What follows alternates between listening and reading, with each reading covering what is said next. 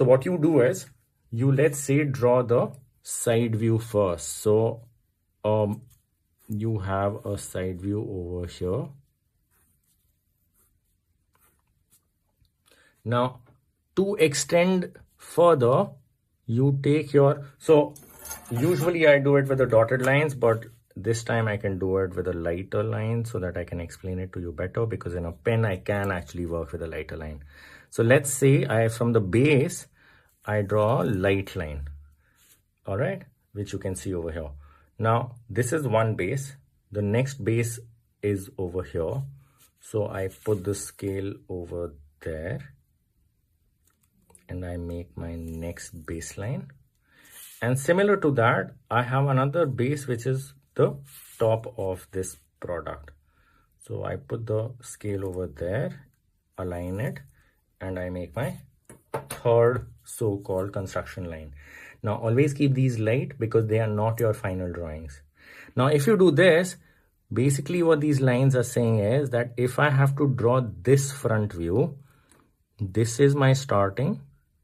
I can figure out the width because it will probably be given over here, and if not, then visually also you can figure how much it may be. So let's say you've gotten that and you draw that. Please draw it not freehand but using a scale.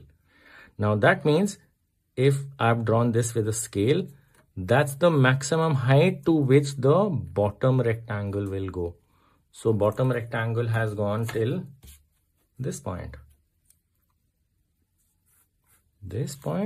as well as that point, and it ends over here.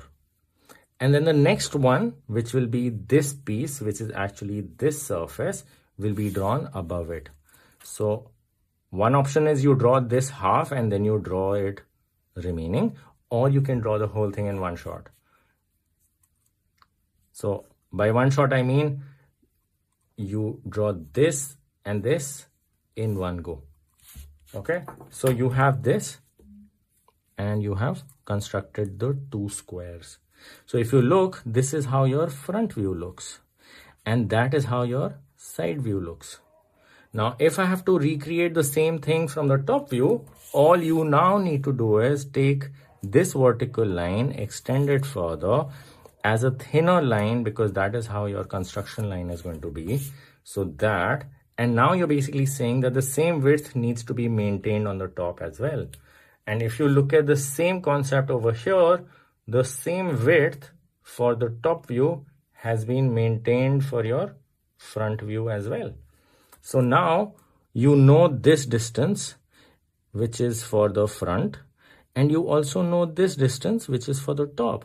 So you take this, you measure it using your scale, and using that, let's say you say this is my starting point, which means this line is actually that dot or that corner.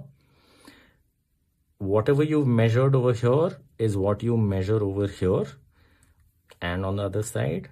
But sometimes we only measure it on one side and we make a line and then we realize that it's not actually a rectangle or a square.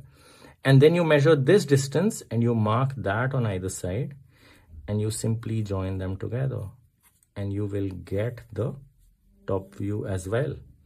So this is the way you are supposed to construct.